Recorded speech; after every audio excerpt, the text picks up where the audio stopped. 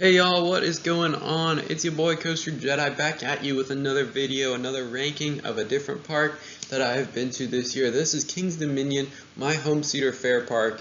It's only a few hours away from my house, so I was finally able to go and get on all of the rides that I had missed last time, and I can give you a new perspective on some of the old rides. I know I haven't really covered it in the past, but that's because I haven't ridden the best rides there, and I wanted to make sure I gave an accurate opinion of these rides. So today I'll be ranking each of them from the worst coaster to the best coaster, so let's get started. Starting off with the number 12 coaster is Great Pumpkin Coaster, and this thing is just basically your kid's coaster. There's really not a lot to say about it. Just kind of goes around in a circle twice. Fortunately, adults cannot ride without a kid, so I've never ridden this coaster, but it's there for a good purpose and it's good for kids. Next up we have Woodstock Express, a small family wooden coaster. And the last time I went on this, I didn't have the best experience. This was all the way back in 2016, the first time I visited this park, so I had 5 years in between the first time I visited and this year. But I recently rode the one at Carowinds and found that to be much more enjoyable, so I think I just didn't remember it very well. But even so, this thing is just basically a good family ride, although you can get some good airtime if you're in the back row. At least that's what I found with the Carowinds version. So definitely a solid family ride for sure, but nothing special. Kicking off the top 10, we have Grizzly, and this may be an unpopular opinion because I know a lot of people are big fans of this coaster, and I don't hate it by any means, although this coaster is very rough. It's one of the roughest coasters I've ever ridden. It's very bumpy, very jerky, and it came to the point where it actually unbuckled my friend's seatbelt who I was sitting next to. Granted, we did this to ourselves since we rode in the back row, so that little bit's on me, and that's why I can't judge Grizzly too harshly. But still, this thing beats you up for sure. But it does have a few redeeming qualities, like it has a fantastic setting. It is very secluded from everything else in the rest of the park. You have to go through a gift shop to get to it, and that's really cool. And even in the queue, like you're walking past and it's like you've got pine needles scattered all over the place, and it looks like you're really just venturing out into the forest and you come across this random roller coaster. So that's very cool. And it does get short lines, so you don't have to worry about big crowds for this ride. Number 9, we've got Apple Zapple. This is a wild mouse coaster, and it's a fun family ride. It's got a nice little drop on it, and the rest of the ride is pretty smooth. It's not very jerky compared to some of the other wild mouse coasters, so it's an enjoyable ride. Nothing crazier to shout at. It's just your average larger wild mouse, but it's still a fun and enjoyable ride. Next up, we've got Racer 75, also known as Rebel Yell. This is its name until I believe 2018 when the area got a revamp. And I got a better opinion of this ride than the last time I was there, which was nice. I only rode one side, but it was a lot smoother than I remember. The last time I rode this, it really was pretty rough, but it was pretty smooth for the most part, only a couple of not very smooth moments that didn't have a lot of airtime. There's really only a couple pops, but which is disappointing with all those airtime hills, and the reason it's ranked a little lower. But the racing element is very fun. It's great to be able to just look over and see the other train and to go by them as you go along the course. So that's pretty fun. I think that's the best part of this ride. Next up, we've got a coaster that is unfortunately closed for the 2021 season. That is Avalanche, the mock bobsled. This thing is fun. I only got to ride it in 2016, but I really enjoyed my time on this. It's very smooth, it's a fun coaster, and it's a rare bobsled. There's only a handful of them throughout the US. So it's unfortunate because these things are really fun. Yeah, they're a little outdated, but they're just a lot of fun to get on, and they're enjoyable rides for sure. So hopefully this will reopen in 2022 alongside a new revamp of the area with that free spin that hopefully will come next year. Number 6, we have Backlot Stunt Coaster. I know this coaster's been cloned a lot, and it's really nothing all that special, but I just have a soft spot for it. I think it's fun. It's got a couple of great launches that are actually pretty forceful, and it's got a nice triple helix that has some very good forces on it that I've grayed out on before. This is the better version of the ride, I think. I haven't been on the one at Kings Island yet, but I prefer this to the Canada's Wonderland one. It also has some nice theming as well scattered throughout the ride.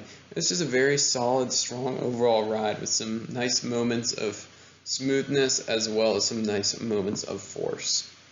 Now we come to our top 5, and this is also unpopular. At number 5 is Anaconda, the aerodynamic custom looper. I actually like Anaconda. I think it's a pretty solid ride. It's got a great setting over the lake. It's just gorgeous to look at. So it's a really nice ride for that. The inversions I found to be very forceful and strong, and were actually pretty enjoyable. The drop is nice. Get some nice whip down it, especially if you're in the back row, which is always great. And it's just a unique ride. Unfortunately, there are some jerky and rough moments on the ride. I'd say there are 2 moments that really were problematic, and the reason I don't like this more than I do, it does have a pretty rough turn into the mid-course brake run, and then one of those turns in between the inversions is not very enjoyable. And I don't really love those turns in between the 2 first inversions and the 2 last inversions, it's sort of a weak middle of the ride, but it's still a pretty good, strong, forceful aero. Number 4, we have Flight of Fear. This one is fun. It's indoors, and I really like a lot of indoor coasters. I think they're fun and enjoyable. It's got some solid theming to it, and of course, it's got a fantastic launch. It's a Premier Ride Spaghetti Bowl, which means it's very compact, and it's got a very disorienting layout in the dark. Unfortunately, the mid-course does hit a little harder than you would probably like, but the inversions are still really fun, and it's just a solid overall ride. It's just enjoyable, and it's got that great launch that will really send you into the crazy layout. So it's also a great way to cool off on a hot day. It's great to get some AC. The entire queue line, most of it is inside, which is always great. But unfortunately, this does get long lines, so I'd recommend going to this ride pretty early in the day. Kicking off a very solid top 3 is Dominator, the B&M Floorless. This is a very good ride. It was actually my first ever B&M coaster, and it really helped me get over my fear of bigger roller coasters. But 5 years later, looking back on it, this is still an excellent ride. From its fantastic drop to its humongous first loop, you get some good hang time on it as well. And it's just a very strong and forceful layout. I wish it did have a couple more inversions, but for what it does have, it's very strong. And it's a very solid ride overall. I really have no complaints about it, other than maybe it would have been nice to throw in an extra inversion or something. But it's a great ride to have in the front of the park and really gets you excited to get into the park. Taking our number 2 spot is Twisted Timbers. This is a fantastic RMC hybrid. It's actually my favorite RMC that I've ridden out of 2, the other one being Lightning Rod at Dollywood, and I preferred this one. I thought it was really good. Had some great airtime moments, a fantastic barrel roll drop. Oh, that's a tongue twister if I try to say that too many times. But overall, it's a fantastic ride. I love the camelbacks, the 3 straight, just gives you insane ejector airtime. You are absolutely flying on this thing, and it is glass smooth throughout. Of course, RMC did a great job transforming a very bad wooden coaster or hurler into a fantastic airtime machine. I really have literally no complaints about this ride. I can't think of anything that would make this ride better. For what it is absolutely perfect. There's one coaster that I believe stands above it in the park, and that is Intimidator 305, the Intamin Giga Coaster. Currently my favorite Intamin coaster that I've ever ridden. This thing is insane. From the insane drop to the crazy G-forces that you feel throughout the ride. It's just an experience that you'll never forget.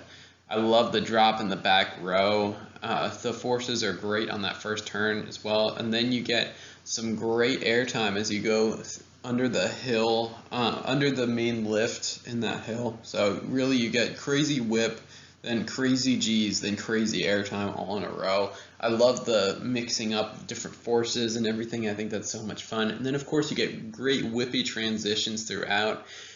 Even though the ride does feel like it's a little bit short, I really don't think it needed any more, because it leaves you exhausted by the time you're off it. And it's just such a rush and such a gut punch. It's such a great ride, and it definitely holds a spot in my personal top 10. But you'll have to wait to see where until my video for my favorite coasters comes out. Thank you guys so much for watching. You are awesome if you made it this far. I really appreciate the views. Make sure you give this video a like and comment below. What are your favorite coasters at King's Dominion? As always, thank you for watching, and I'll see you in the next video.